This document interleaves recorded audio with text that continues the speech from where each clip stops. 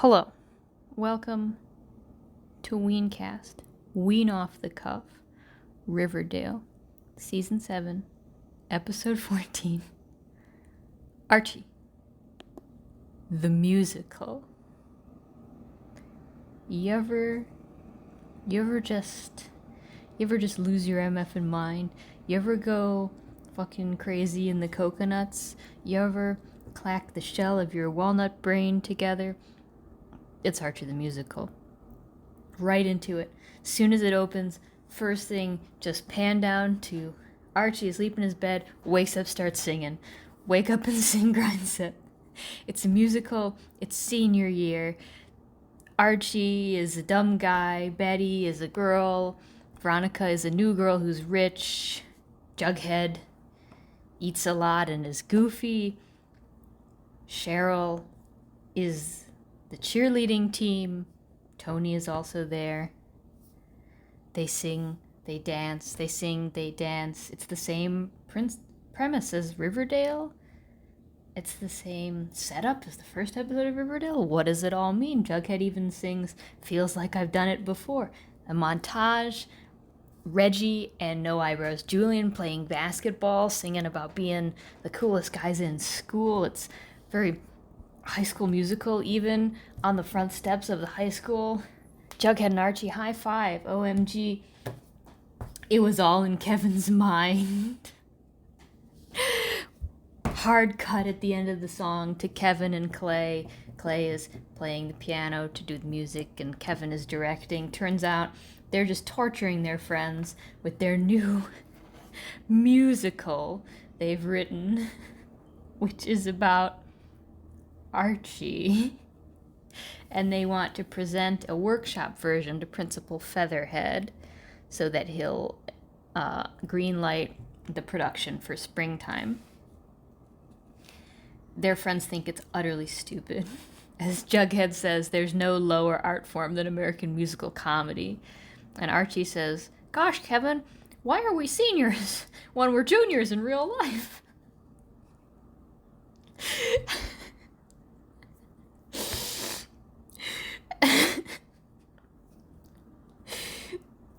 KJ Apis, like 25 years old. Why are we seniors when we're juniors in real life? So half the cast quits. Reggie and Jughead quit right away. Cheryl, Tony, Betty, and Veronica have some complaints. Archie feels weird about the whole thing, especially when Kevin is like, "Okay, you're all dismissed except Archie and Julian, because Julian, you're Archie's understudy, and so we want you to practice Archie's I Want song together." And Archie's I Want song is incredible because it's called something like All-American Archie, and it's about why can't Archie decide between Betty and Veronica, between football and music, between basketball and poetry, between right and left. But it's also a competition between Archie and Julian as to who can be the best Archie. But it's also, and you'll be shocked to hear this, somewhat homoerotic. In that they angrily sing at each other nude in the showers.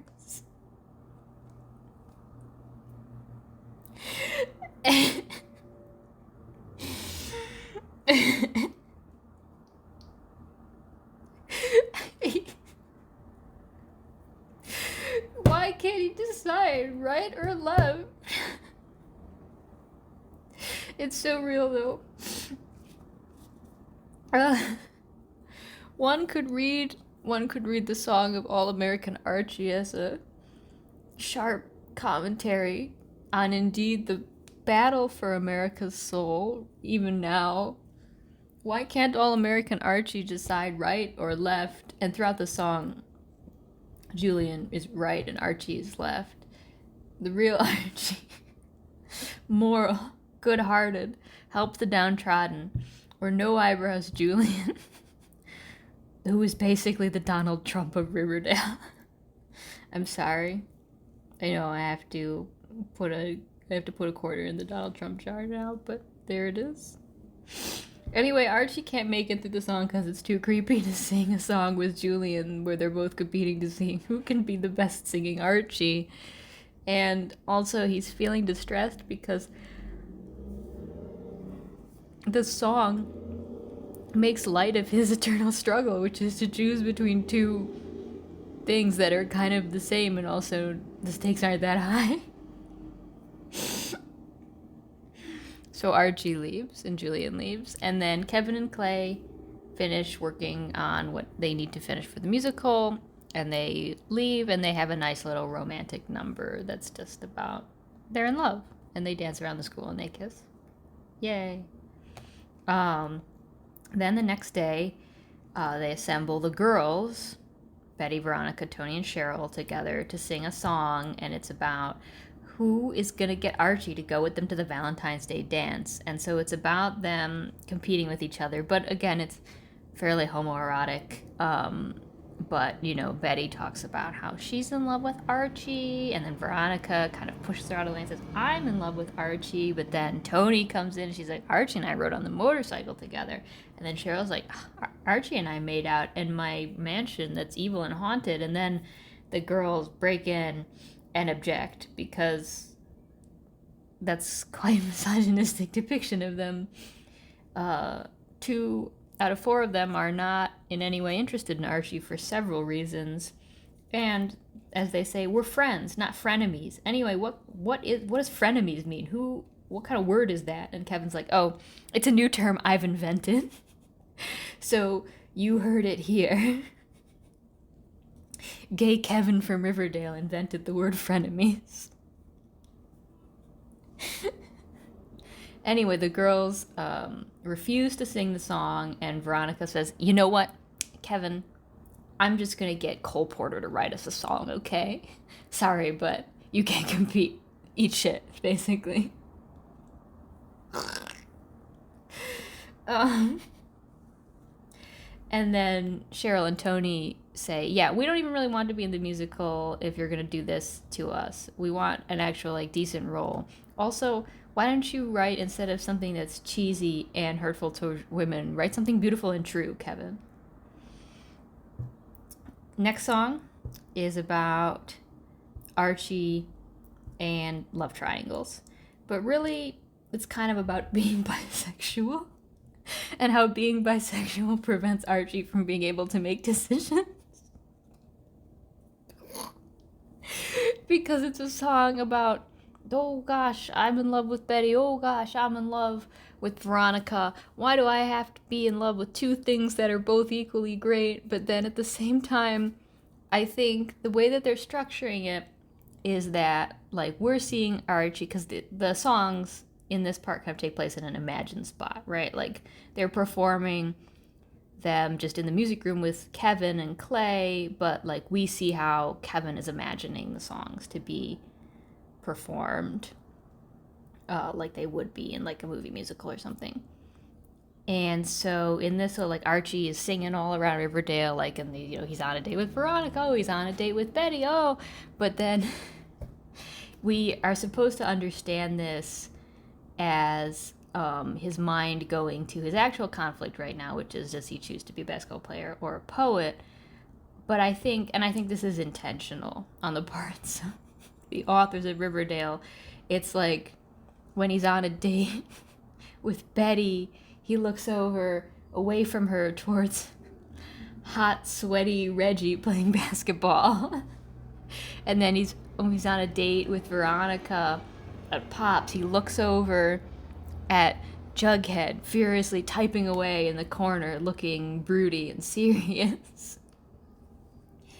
And he sings about how it's hard to choose because some days you want cotton candy and some days you want onion rings. And ultimately he has to stop the song, and he's like, uh-oh, okay, sirens are coming by the house.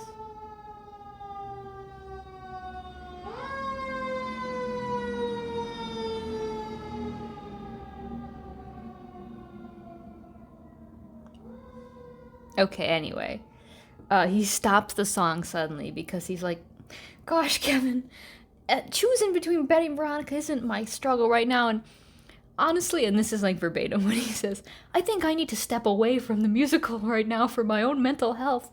This kind of storyline is just too raw with what I'm going through right now. Kevin is, of course, wicked pissed about this.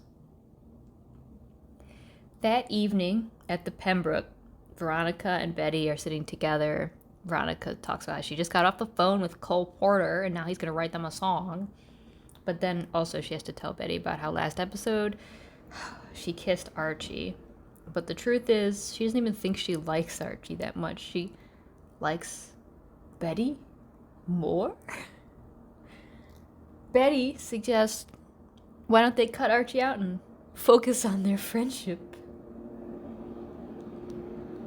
Yes, it's true. Even later on in that evening, we discover Sheriff Kevin's dad is living at the sheriff's station right now, because Sheriff Kevin's mom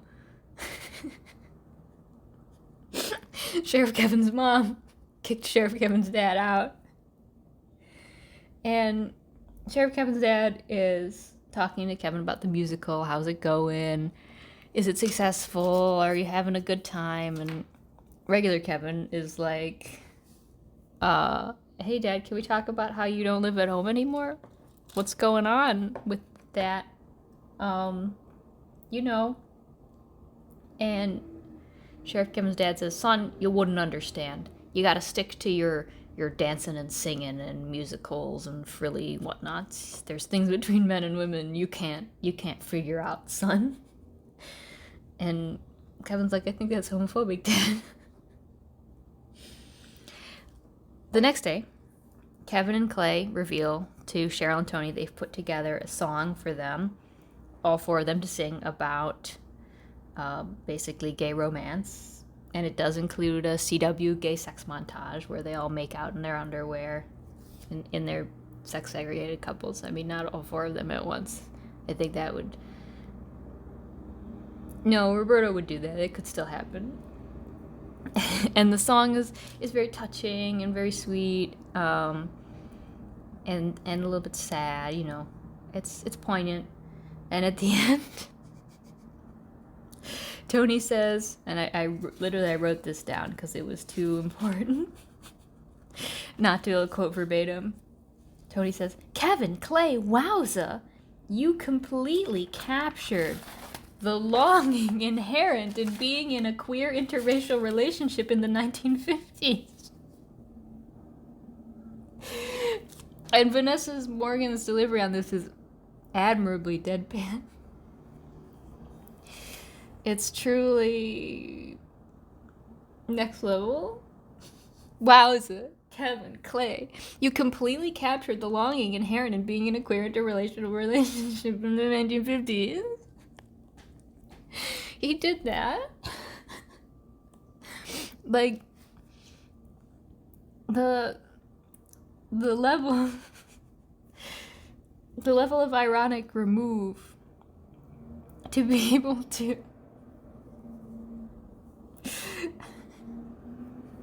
phrase the line that way.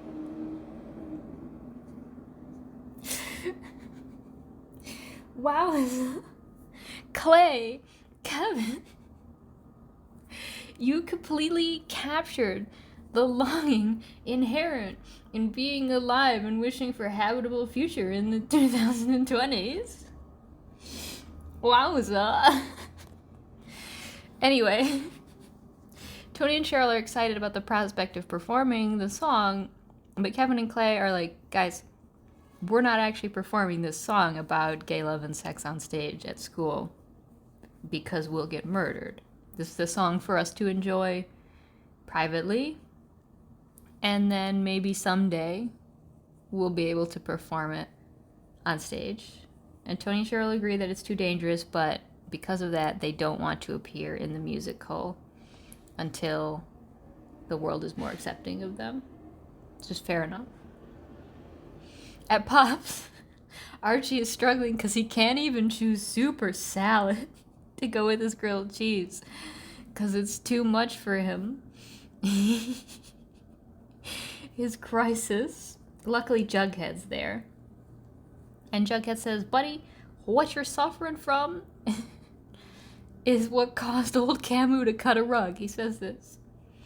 It caused old Camus to cut a rug. He called it existential crisis.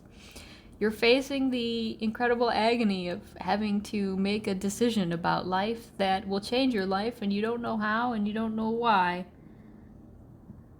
But those thoughtful words from Jughead are enough to help Archie to an epiphany, and he rushes out of Pop's before Pop can actually give him his grilled cheese and his soup and his salad to tell Uncle Frank he's quitting the b-ball team. He's literally quitting the b-ball team, you guys. And Uncle Frank is enraged, of course, but Archie stays strong and refuses to capitulate. He's quitting the b-ball team to focus on his poetry because he's a sensitive soul and he does know how to read, despite things that I have said about him in the past, which have been impolite. But I do not apologize. The next morning, Kevin and Clay are awoken by Kevin's mom knocking on the door, which is bad because she might discover them post-coital. And so Clay has to jump out the window in his underpants, which is pretty funny. And then Kevin's mom comes in. And this is insane because this is Kevin's mom's first ever appearance in Riverdale. There has been no Kevin's mom before this. Kevin's mom was just mentioned that she's in the military and she's never coming home, which we all kind of presumed was because she was gay. Because otherwise, how did Kevin inherit the gay gene? A thing which other Dale scholars have proven exists in Riverdale and can be clearly traced in each character's family line. But that's not my area of Dale studies, so you'll have to look into that for yourselves. Anyway, Kevin's mom, who seems like a perfectly nice lady, invites Kevin to dinner with her and Kevin's dad at Pop's tonight. And Kevin is like, oh man, okay, I guess my parents are gonna get back together. I think it's gonna happen this time. And we all know instantly that this means it's fucked. Yep. At school, Veronica and Betty start performing the Cole Porter penned piece about their inner lives and conflicts. And it's about, their loneliness and isolation, how no one sees their true selves, and the imagined spot is about them competing to be class president, but instead they become running mates and they win, and they're at the podium, they're looking deeply into each other's eyes, and the background turns into space, and they kiss on the mouth. And we cut back to real life, and they haven't kissed on the mouth, but they're standing very close and they're holding hands, and obviously Kevin and Clay clock it, right? And he's like, Kevin is like, or maybe it's Clay, I don't remember. One of them is like, what happened there, ladies? And Veronica says, again, I wrote this one down, some kind of energy exchange, I think. It was some kind of energy exchange. Fellas, have you ever looked deeply into a gal's eyes and exchanged energy? You have now. So after Kevin approves the song, Betty and Veronica go to the student lounge to talk about this. And Betty's like, Veronica, we have to talk about what happened in there. And it's like, it felt primal, charged, intense. And Veronica says, you know, all this time we've been talking about who would climb Mount Archibald. But maybe there are more complex, emotionally rich mountains to climb. At that moment, Archie bursts in and he says, hey girls, sorry to interrupt, but I just wanted to let you know I kissed both of you. And that probably wasn't right, but I'm taking a break from dating after this because I need to focus on my writing. And they both look at him like,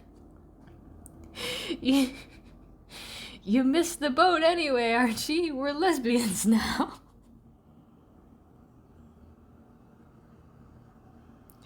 He missed the boat. They're lesbians now.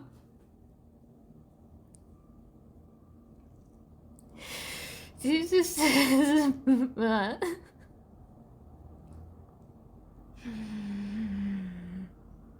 Anyway, at Pop's that evening, the whole Kevin Sheriff family is gathered. Kevin is just going on and on about Archie the musical, which is one way that he's just like me for real.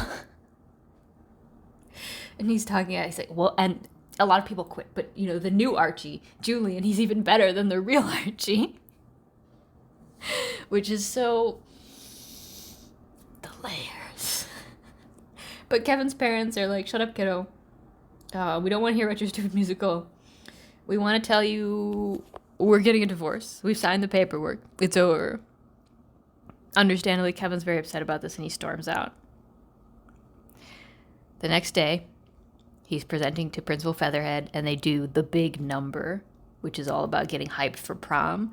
Julian is playing Archie and Clay is playing Jughead and Fangs is playing Reggie. And much of the song is about, oh my gosh, it's prom night. And then the girls have a whole sub part where they sing about their sexual longing for Archie. And it's a big wowzer of a number. Principal Featherhead loves it. He's like, oh, great job, students. Wonderful, wonderful. Kevin, can I see you in my office? And so you know, of course, it's not going to happen. In the office, he says, Kevin, we're not doing your show because it's not traditional and it won't sell tickets. The number of times I heard that from my own high school principal. However, I did manage to stage one of my own plays, so I'm still better off than Kevin, I guess. Anyway, it's not traditional and it won't sell. They should just do Oklahoma again, like always, because that's what people like. Kevin storms out and he goes back to the music room and he tells everybody the musical's not happening. You guys undercut me at every turn. You didn't respect my vision for the show. And you know what? Maybe if you had supported me and not made me write so many damn new numbers for you, we would have a show now. And I applaud him for being in his toxic director era. I mean, every musical he's always been in his toxic director era, but once again, he's in his toxic director era. And I say, yes, girl boss, we stan. And then he storms back out and everybody's like, wow, Kevin, you're really acting a dick today. And Clay's like, no, guys, his parents are getting divorced. It's very upsetting. And Kevin goes home and he's crying and he's sad. And his mom shows up and tries to comfort him. And he's like, Mom, are you and Dad breaking up because I'm gay? And his mom is like, no, son, I love you unconditionally in every way. And that's very sweet. That's very touching. Kevin needs that. Kevin needs that because none of the rest of us love him unconditionally in any way. Next day, Kevin's at school. He's mournfully playing the piano. Archie finds him to thank him for the catharsis of the musical. Because even though Archie quit, having to sing that song about not being able to make a choice, it made him make a choice. And he wants to hear this new song that Kevin's working on, which is, of course, all about Kevin's sorrows and about friendship and about the struggles. And Archie starts singing along with Kevin, and slowly the whole cast joins. Betty, Veronica, Archie picks up the guitar, Jughead, Ethel, Cheryl, Tony, Reggie, Fangs, Midge, Dilton. I can't think of anybody else, but they're there. And Betty and Veronica even hold hands.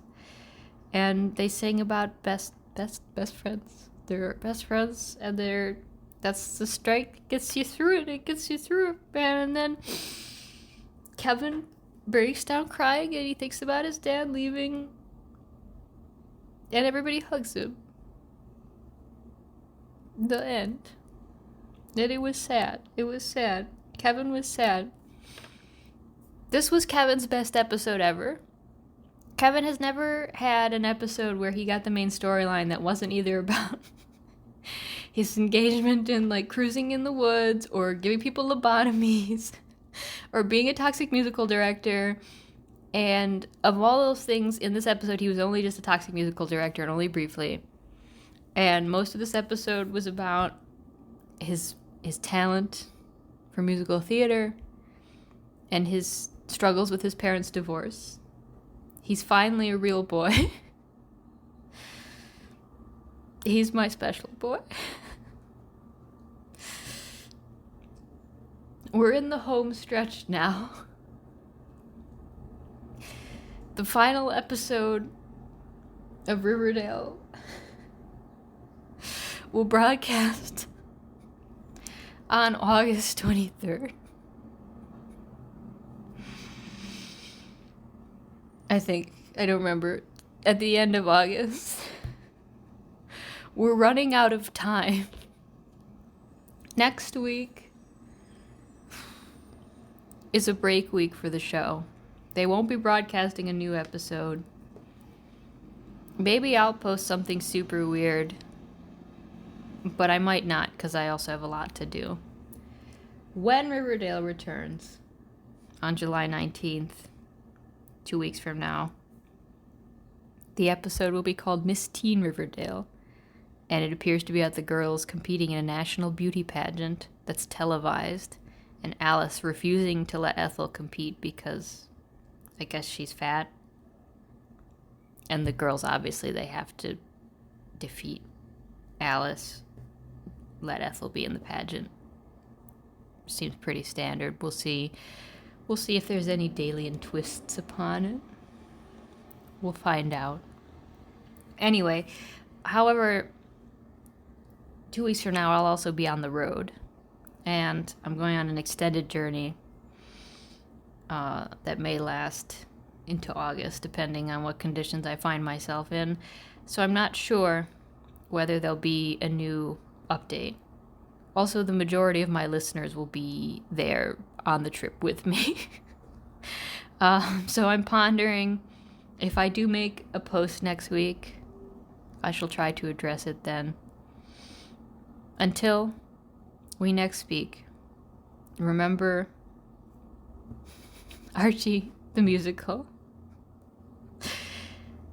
He doesn't know about being bisexual, so he can't decide between basketball and poetry. This has been your Ween.